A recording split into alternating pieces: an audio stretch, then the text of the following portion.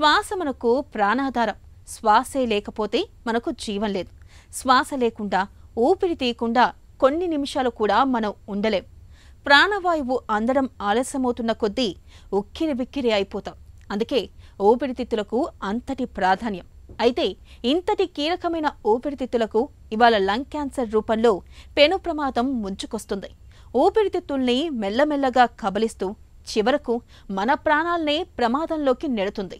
ప్రత్యేకించి పురుషులకు lung cancer అనేది శాపంగా మారుతుంది. ఈ నేపథ్యంలో లంగ్ క్యాన్సర్కు అసలు కారణాలు, చికిత్సా మార్గాల గురించి ఇప్పుడు తెలుసుకుందాం.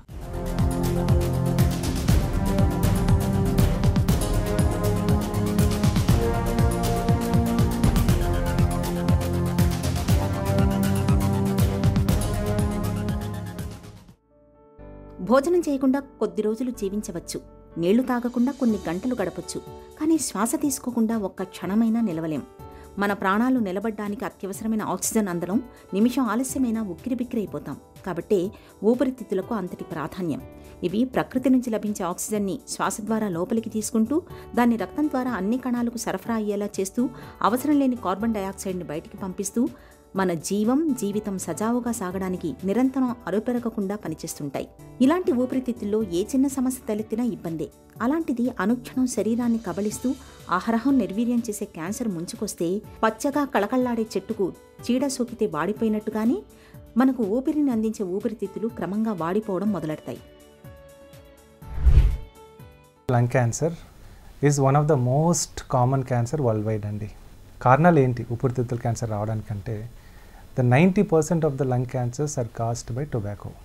టొబాకో అంటే సిగరెట్ కానివ్వండి, బీడీ కానివ్వండి, తర్వాత సిగార్స్ కానివ్వండి, లేదంటే ఈ మధ్యకాలంలో మనము వేప్స్ అని వచ్చాయి, వేపింగ్ అని. సో దానివల్ల కూడా మనకి లంగ్ క్యాన్సర్ వచ్చే అవకాశాలు ఉంటాయి. ఇదే కాకుండా స్మోక్లెస్ టొబాకో అంటాం, అంటే కైని, గుట్కా. ఇప్పుడు నా ఓపీడీలో పేషెంట్స్ వస్తారు, సార్ నేను కైని గుట్కా తీసుకుంటున్నాను, ఒక 2 minutes జస్ట్ అలా నమ్మలేసి అలా ఉమ్మేస్తున్నాను అని ఇక్కడ పెట్టుకుంటున్నాను, దానివల్ల లంగ్స్కి ఎలా అఫెక్ట్ అవుతుంది అని అడుగుతారు. ఇప్పుడు కైని గుట్కా తినడం వల్ల అప్పుడు మనం నమ్ములుతాం కదా, సో వాట్ ఎవర్ ఇమీడియట్గా వితిన్ 6 to 10 seconds అబ్జార్బ్ అయిపోతుంది, మ్యూకోసల్ అబ్జార్ప్షన్ అవుతుంది. దానివల్ల ఆల్మోస్ట్ 400 to 500 కార్సినోజన్స్ ఇమీడియట్గా బ్లడ్లోకి వెళ్ళిపోతాయి. దాని ద్వారా బ్లడ్ ఎక్కడికి వెళ్తుందో అన్ని ఆర్గాన్స్కి 400 to 500 కార్సినోజన్స్ అఫెక్ట్ అయ్యే అవకాశాలు ఉంటాయి. అలాగే మనకు లంగ్ క్యాన్సర్ కూడా వచ్చే అవకాశాలు ఉంటాయి. లంగ్ క్యాన్సర్తో పాటు కోలాన్ క్యాన్సర్ రావచ్చు, బ్లాడర్ క్యాన్సర్ రావచ్చు, అన్ని ఆర్గాన్ క్యాన్సర్స్ మనకి వచ్చే అవకాశాలు ఉంటాయి టొబాకో. సిగరెట్ తాగకపోయినా లంగ్ క్యాన్సర్ పెరిగే అవకాశాలు ఉన్నాయి. అది ఎందుకంటే వాళ్ళు సిగరెట్ కాకుండా స్మోక్లెస్ టొబాకో యూస్ చేయడం వల్ల కానివ్వండి, లేదంటే air pollution which is a major risk factor. ఇప్పుడు ఏ సిటీలో చూసుకున్నా కూడాను ఎయిర్ పొల్యూషన్ అన్నది కామన్ అయిపోయింది. ఎవరు దాన్ని క్వశ్చన్ చేయరు. Nobody they take it for granted. City అంటేనే ఎయిర్ పొల్యూషన్ అని. సో ఎయిర్ పొల్యూషన్ వల్ల డెఫినెట్గా లంగ్ క్యాన్సర్ వచ్చే అవకాశాలు ఉన్నాయని చెప్పేసి ఈ మధ్యకాలంలో రీసెర్చ్ ఆర్టికల్స్ పబ్లిష్ అయ్యాయి, రీసెర్చర్స్ చెప్తున్నారు, సైంటిస్టులు. అండ్ అదే కాకుండా లైక్ హెవీ ఇండస్ట్రీస్ వర్క్, వీటి వల్ల కూడా మన లంగ్ క్యాన్సర్ వచ్చే అవకాశాలు ఉంటాయి. సో సిగరెట్ తాగకపోయినా లంగ్ క్యాన్సర్ వచ్చే అవకాశాలు అయితే డెఫినెట్గా ఉన్నాయి. మన ఒంట్లో కణాలన్నీ కూడా ఒక క్రమ పద్ధతి ప్రకారం విభజన చెందుతూ వృద్ధి చెందుతుంటాయి. ఇలా కణితులు పెరుగుతున్న కొద్దీ ఊపిరితిత్తుల పనితీరు మందగిస్తుంది. రక్తంలోకి ఆక్సిజన్ సరఫరా కావడం తగ్గుతూ వస్తుంది. గుండె కొట్టుకోవడం వంటి ఇతర ప్రక్రియలు సజావుగా జరుగుతున్నా శ్వాస సరిగ్గా సాగకపోతే శరీరానికి తగినంత ఆక్సిజన్ అందక కణాలన్నీ చేతులెత్తేస్తాయి. ఊపిరితిత్తుల్లో కణితుల తీవ్రతను బట్టి లక్షణాలు కనిపిస్తుంటాయి. విడవకుండా దగ్గు, శ్వాస తీసుకోవడంలో ఇబ్బంది, కళ్లెంలో రక్తం పడటం, బరువు తగ్గడం, ఆకలి తగ్గిపోవడం, గొంతు బొంగురు పోవడం, ముద్ద మింగడంలో ఇబ్బంది, ఆయాసం, బ్రాంకైటిస్, న్యూమోనియా, జ్వరం, నిస్సత్తువ, కామెర్లు, తలనొప్పి, తరచు వాంతి ఇవన్నీ ఊపిరితిత్తుల్లో క్యాన్సర్ ఆనవాళ్లను తెలియచెప్పే అనుమానిత సంకేతాలే. అన్ఫార్చునేట్లీ లంగ్ క్యాన్సర్ లక్షణాలు ఏంటి అంటే మనకు నార్మల్ సిగరెట్స్ తాగినప్పుడు వాళ్ళకి ఏమవుతుందంటే కఫ్ వస్తూ ఉంటుంది, chronic cough. So even lung cancer వచ్చిన వాళ్ళకు కూడా ఇదే కామన్ సిమ్టమ్. సో వాళ్ళు ఏమనుకుంటారు, ఇది సిగరెట్ స్మోకింగ్ వల్ల వచ్చింది అనుకుంటారు. So but should be very cautious here. Any cough more than which is lasting beyond 3 weeks or 4 weeks you should become suspicious. కఫ్తో పాటు డ్రై కఫ్ కానివ్వండి, దాంతోపాటు స్ఫుటం రావడం కానివ్వండి, లేదంటే స్ఫుటంలో బ్లడ్ రావడం కానివ్వండి, ఇలాంటివి జరిగితే you should become more and more alert. అదే కాకుండా low grade fever, chest pain, shortness of breath అంటే డిఫికల్టీ ఇన్ బ్రీతింగ్ లాంటివి వస్తే definitely you should become more alert. This could be early warning signs of lung cancer.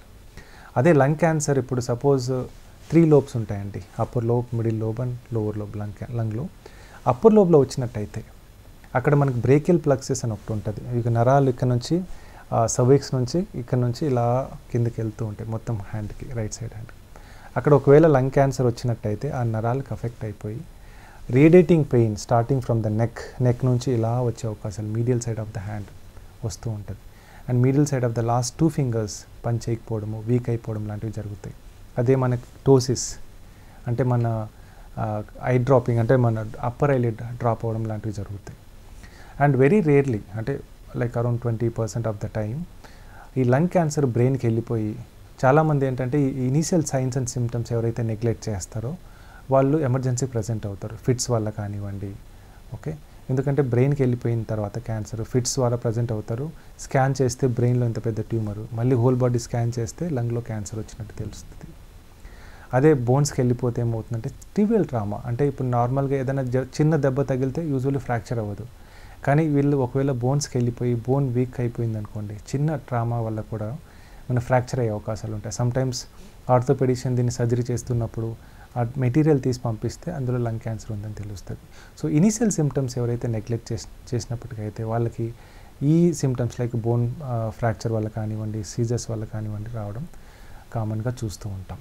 So డెఫినెట్గా వాటిని మనం neglect చేయకుండా doctor దగ్గరికి వెళ్ళినట్టయితే డాక్టర్ ఫస్ట్ ఇనీషియల్ ఎగ్జామిన్ చేసిన తర్వాత ఎక్స్రేనో సిటీ స్కానో చేయడం జరుగుతుంది. దాంట్లో ఏదైనా మనకి ఒక లంగ్లో ఏదైనా మాస్ ఉన్నట్టు అనిపిస్తే దాని నుంచి మనం బయాప్సీ చేస్తాం. అది బ్రాంకోస్కోపీ గైడెడ్ కానివ్వండి, లేదంటే ఈబస్ గైడెడ్ బయాప్సీ కానివ్వండి, లేదంటే ట్రాన్స్ థొరాసిక్ బయాప్సీ కానివ్వండి, లాంటివి చేస్తాం. సమ్టైమ్స్ ఫ్లూయిడ్ కూడా అక్యుములేట్ అయ్యే అవకాశాలు ఉంటాయి. సో అలాంటప్పుడు మేము ఫ్లూయిడ్ టెస్ట్ కూడా చేస్తాం. సో ఇవన్నీ చేసి బయాప్సీ చేసి అందులో మనకు లంగ్ క్యాన్సర్ ఉందా లేదా అన్నది నిర్ధారించడం జరుగుతుంది. దాని తర్వాత ఏ స్టేజ్లో ఉందో తెలుసుకోవడానికి హోల్ బాడీ స్కాన్ అంటే పెట్ స్కాన్ కామన్గా యూజ్ చేస్తూ ఉంటాము. పెట్ స్కాన్ చేసి ఏ స్టేజ్లో ఉందో అని కూడా నిర్ధారిస్తాం. ఒకప్పుడు only biopsy and PET scan staging చేసేవాళ్ళం. ఈ మధ్య కాలంలో ఏం చేస్తున్నామంటే ఏ స్టేజ్లో వచ్చినా కూడాను molecular profiling of the cancer అనేది very very important. Further treatment decide మొత్తం ఆ మాలిక్యులర్ ప్రొఫైలింగ్ మీద అవుతుంది ఈ మధ్య కాలంలో. దీన్నే మేము పర్సనలైజ్డ్ థెరపీ అని కూడా అంటాము. So molecular profiling is very important. అందరు పేషెంట్స్ ఎవరైతే లంగ్ క్యాన్సర్తో బాధపడుతున్నారో ప్రతి ఒక్కరికి చేయాలండి. లంగ్ క్యాన్సర్ రావడానికి పొగ అలవాటుతో పాటు యాస్బెస్టాస్, ఆర్సెనిక్, రేడియో ధార్మికత వంటి క్యాన్సర్ కారకాలు, జన్యువులు ఇలా చాలా కారణాలే మనకు కనిపిస్తాయి. ఇతర భాగాల్లో క్యాన్సర్ వచ్చి క్యాన్సర్ కణాలు అక్కడి నుంచి ఊపిరితిత్తులకు చేరినప్పుడు కూడా లంగ్ క్యాన్సర్ రావచ్చు.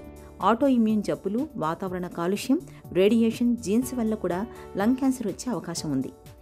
లంగ్ క్యాన్సర్ని తొలి దశలోనే గుర్తించి శస్త్రచికిత్స చేయగలిగితే 90% వరకు నయం చేయొచ్చు. X-ray, PET scan, CT scan, అవసరమైతే బయాప్సీ చేయడం ద్వారా క్యాన్సర్ తీవ్రతను, కణితుల పరిమాణాన్ని చాలా వరకు ఖచ్చితంగా నిర్ధారించవచ్చు. క్యాన్సర్ దశలను బట్టి సర్జరీ, కీమోథెరపీ, రేడియోథెరపీ, టార్గెటెడ్ ఇమ్యూనోథెరపీలు చేస్తుంటారు. క్యాన్సర్ తొలి దశలో ఉన్నప్పుడు సర్జరీ చేసి కణితుల్ని పూర్తిగా తొలగిస్తారు. అవసరమైతే ఊపిరితిత్తి మొత్తాన్ని కూడా తొలగిస్తుంటారు. 3వ దశలో ఒకే సమయంలో కీమోథెరపీ, రేడియోథెరపీ ఇస్తూ అవసరాన్ని బట్టి సర్జరీ చేస్తుంటారు. 4వ దశలో క్యాన్సర్ నయం కావడం దాదాపు అసాధ్యం. మాలిక్యులర్ ప్రొఫైలింగ్ అయిన తర్వాత ఇప్పుడు స్టేజ్ 1, స్టేజ్ 2 ఉందనుకోండి. యూజువల్గా పేషెంట్ ఫిట్గా ఉంటే సర్జరీ చేస్తాం. సర్జరీ చేసిన తర్వాత కీమోథెరపీ ఇవ్వాలా లేదా అన్నది కొన్ని ఫ్యాక్టర్స్ మీద డిసైడ్ అవుతుంది. కీమోథెరపీ ఇచ్చిన తర్వాత మాలిక్యులర్ ప్రొఫైలింగ్ చూస్తాం. సపోజ్ ఈజీఎఫ్ఆర్ మ్యుటేషన్ కానివ్వండి, ఆల్క్ మ్యుటేషన్ కానివ్వండి లాంటివి ఉంటే టార్గెటెడ్ థెరపీ ఇస్తాం. అదేవిధంగా 4వ స్టేజ్లో ఉన్నట్టయితే, 3వ స్టేజ్లో ఉన్నట్టయితే కీమోథెరపీ, రేడియోథెరపీ ఇచ్చిన తర్వాత ఇమ్యూనోథెరపీ లేదంటే టార్గెటెడ్ థెరపీ ఇస్తాము. అదే 4వ స్టేజ్లో ఉన్నట్టయితే మనకి ఆపరేషన్ అవ్వదు, రేడియేషన్ అవ్వదు. అలాంటప్పుడు మనం కీమోథెరపీ కానివ్వండి, టార్గెటెడ్ థెరపీ కానివ్వండి, ఇమ్యూనోథెరపీ కానివ్వండి ఇవ్వడం జరుగుతుంది. అసలు ఎలా డిసైడ్ చేస్తాము అంటే ఆ బయాప్సీలో మనము మాలిక్యులర్ ప్రొఫైలింగ్ చేయాలి. దాంట్లో టార్గెట్స్ ఏదైనా మ్యుటేషన్ ఉందా లేదా చెక్ చేస్తాము. అదేవిధంగా ఇమ్యూనోథెరపీ పనిచేస్తుందా లేదా చెక్ చేస్తాము. ఇవన్నీ చెక్ చేసుకున్న తర్వాత ఒక్కొక్క పేషెంట్కి ఒక్కొక్క ట్రీట్మెంట్ ఉంటుంది. ఆ వచ్చే రిపోర్ట్ని బట్టి మనం ట్రీట్మెంట్ డిసైడ్ చేస్తాము. దీన్నే మేము పర్సనలైజ్డ్ ట్రీట్మెంట్ అని కూడా అంటాము. The best way of preventing lung cancer is avoid smoking and living a healthy lifestyle. So అందరికీ తెలుసు, మన సినిమా థియేటర్స్లో కూడా చెప్తూ ఉంటారు, పొగాకు, gutka, khaini is very dangerous అని. But how many of us follow? So we neglect it. వచ్చిన తర్వాత బాధపడతాం. So the best thing is prevent is to stay away from tobacco. Please stay away from tobacco. That is the best preventive strategy. అది కాకుండా ఈ మధ్య కాలంలో ఈ air pollution problems ఎక్కువ అవుతున్నాయి. దాని నుంచి కూడా మనం కాపాడుకోవాలి. Try to use preventive mask like protective mask. అదే కాకుండా ఎయిర్ ప్యూరిఫైర్స్ యూజ్ చేయడం మొదలెట్టండి ఇంట్లో. దానివల్ల మనకి ఎయిర్ పిఎం పార్టికల్స్ అనేది తగ్గుతుంది. దానివల్ల లంగ్ క్యాన్సర్ వచ్చే అవకాశాలు కూడా తగ్గుతాయి. సో ఇంకొకటి ఏంటంటే అర్లీ డిటెక్షన్. సో లంగ్ క్యాన్సర్ని మనం అర్లీ డిటెక్ట్ చేయొచ్చా? ఎస్, డెఫినెట్గా అర్లీ డిటెక్ట్ చేయొచ్చు. ఎవరైతే క్రోనిక్ స్మోకర్స్ ఉన్నారో వాళ్ళకి లంగ్ క్యాన్సర్ వచ్చే అవకాశాలు ఎక్కువగా ఉంటాయి. వాళ్ళకి ఏం చేస్తామంటే 40 years దాటగానే, 40 to 45 years దాటగానే there is something call low dose CT scan. Normal CT scan ఉంటుంది కదా, ఆ దాంట్లో లో డోస్, ఆ ఎక్స్పోజర్ ఎక్స్రేస్ ఏవైతే ఉంటాయో అవి లో డోస్లో ఇస్తామన్నమాట. ఇయర్కి ఒక్కసారి అలా చేసుకున్నట్టయితే లంగ్ క్యాన్సర్ మనకు అర్లీగానే మనం డిటెక్ట్ చేసుకునే అవకాశాలు ఉంటాయి. ఒకవేళ అర్లీగా లంగ్ క్యాన్సర్ డిటెక్ట్ చేసుకున్నట్టయితే మనము క్యూర్ చేసుకునే అవకాశాలు ఉంటాయి. ఊపిరితిత్తుల క్యాన్సర్ను తొలి దశలో గుర్తించడం కష్టం. నివారణ ఒక్కటే మార్గం. క్యాన్సర్కు దారితీసే పొగాకు జోలికి వెళ్లకపోవడం అన్నింటికన్నా మంచిది. ఒకవేళ పొగ తాగడం, పొగాకు నమలటం అలవాటుంటే వెంటనే మానేయాలి. పండ్లు, కూరగాయలు ఎక్కువగా తీసుకోవాలి. మద్యం పరిమితంగా తీసుకోవాలి. రోజు క్రమం తప్పకుండా వ్యాయామం చేయాలి. అధిక బరువు, ఊబకాయాన్ని తగ్గించుకోవాలి. దగ్గు ఎంతకీ తగ్గనప్పుడు, కఫంలో రక్తం పడుతున్నప్పుడు, తరచూ జ్వరం వచ్చిపోతున్నప్పుడు, బరువు తగ్గిపోతున్నప్పుడు ఆలస్యం చేయకుండా వెంటనే డాక్టర్ని సంప్రదించి లంగ్ క్యాన్సర్ నిర్ధారణ పరీక్షలు చేయించుకోవాలి. క్యాన్సర్ కణితుల్ని మనం తొలి దశల్లోనే పసిగట్టి చికిత్స మొదలు పెడితే లంగ్ క్యాన్సర్ని చాలా వరకు జయించవచ్చు.